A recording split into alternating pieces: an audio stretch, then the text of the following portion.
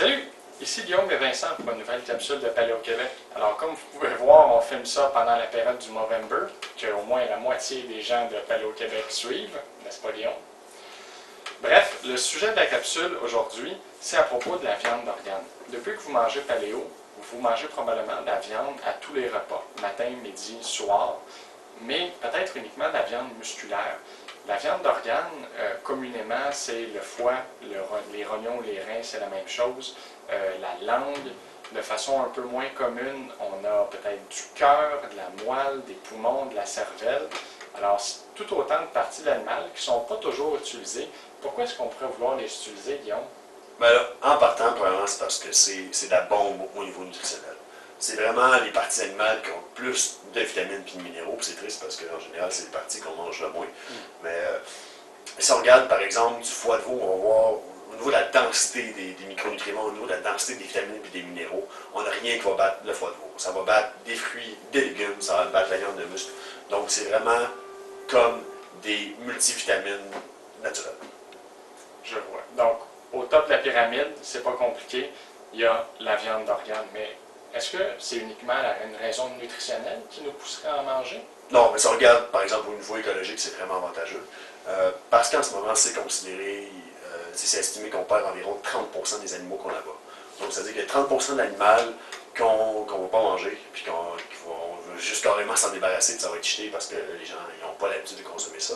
Mais si on regarde avant, les gens, ils mangeaient un animal de la tête à la queue. C'était vraiment au complet. Puis c'est triste parce que ça se perd, mais il y a plein de recettes pour ça, puis il y a plein de façons de traiter ça. Puis justement, c'est bon pour l'environnement. Imaginez, si vous cherchez à réduire votre empreinte écologique, ben, augmentez les parties de l'animal que vous consommez, parce que si on mange uniquement de la viande d'un bœuf puis qu'on jette tout le reste, ben, il y a plus de bœufs qui sont élevés, tués, et ça prend plus de ressources. Donc, je vous encourage à manger plus de viande d'organe. Et ça coûte moins cher. Certaines, pas toujours, forcément, mais par exemple des cœurs de poulet. Ça coûte pratiquement rien au Québec. Dans la nature, on voit qu'on se retrouve des phénomènes comme ça, de manger de la viande d'organe. Oui, bien, si on regarde justement, par exemple, une meute de loup, ou d'autres prédateurs, là, comme des lions, des hyènes, c'est en général le mâle dominant, par exemple, chez les loups, c'est celui qui va manger les organes en premier. Okay? Donc, on peut voir vraiment la hiérarchie, là, les animaux qui ont accès aux organes en premier, c'est ceux qui sont le plus élevés. Parce que c'est les morceaux de choix, puis les animaux, ils savent que c'est ce qui est le plus nutritif. Puis historiquement, en fait, c'est ce que les humains faisaient aussi. Là, ça s'est perdu dans les dernières décennies, mais c'est pas toujours ce qu'on faisait.